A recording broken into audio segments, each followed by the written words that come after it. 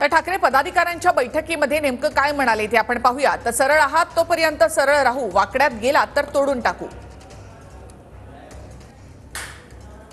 बारामतीला दुसरं जाईल तो तिकडे पंचतारांकित शेती करायला, तिसरं जाईल नागपूरला। मुंबईकरांसाठी राहिलं कोण? आपण मुंबईकर आहोत, आपली मुंबई आपण नाही जपायची तर हे काय व्यापारी आहेत ते जपणार मुंबईला?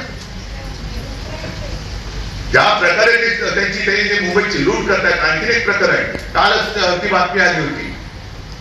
आणखीन एक जो भूखंड होता पशु आणि पशुसंवर्धन विभागाचा, तो मुंबई बँकेला दिला। आले कुठून?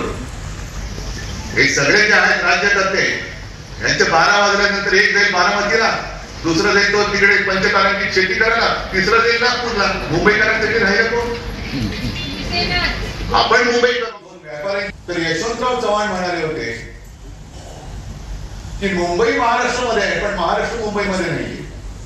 म्हणजे मुंबईचा मराठी माणूस हा बाहेर जातोय, त्याच्यावरती अन्याय होतोय। हक्काचं आहे, मुंबई आमच्या हक्काची आहे, आपण घोषणा देतो ना। पण आपल्या हक्काच्या मुंबईमध्ये आपल्याला आता उपरे ठरवणारी ही जी काय अवलाद तिकडे बसलेली 2 व्यापाऱ्यांची आहे ना, त्या अवलादीच्या त्या वृत्तीला आपल्याला या वेळेला चिरडून टाकायची।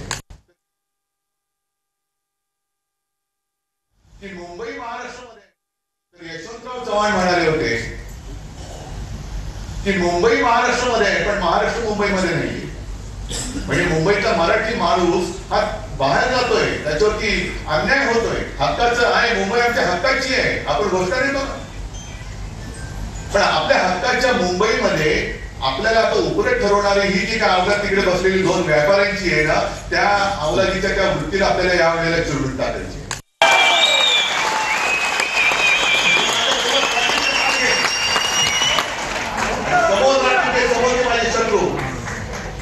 आणि हे सर आपण असं म्हणतो गीतेमध्ये हे सर सांगितलेलं आहे, गीतेचं सार दुसरं काय असू शकेल?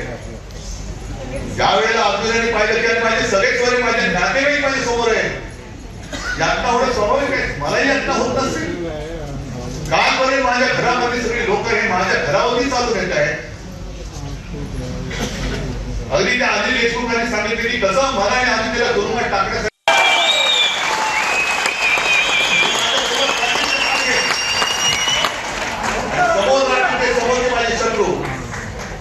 आणि हे सर आपण असं म्हणतो गीतेमध्ये हे सर सांगितलेलं आहे, गीतेचं सार दुसरं काय असू शकेल? ज्या वेळेला अर्जुनाने पाहिलं की माझे सगळे स्वरे माझे नातेवाईक माझ्या समोर आहे, यातना एवढं स्वाभाविक आहे, मलाही यातना होत नसेल। कालपर्यंत माझ्या घरामध्ये सगळी लोक हे माझ्या घरावरती चालून येत आहे। अगदी त्या अनिल देशमुखांनी सांगितले की कसं मला आणि आदित्यला तुरुंगात टाकण्यासाठी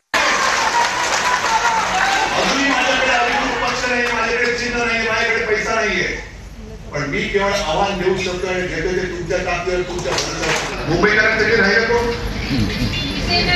आपण मुंबईकर आहोत, आपली मुंबई आपण नाही जपायची तर हे काय व्यापारी आहेत ते जपणार मुंबईला? ज्या प्रकारे त्यांची मुंबईची लूट करतात। आणखीन एक प्रकार आहे, कालच ती बातमी आली होती।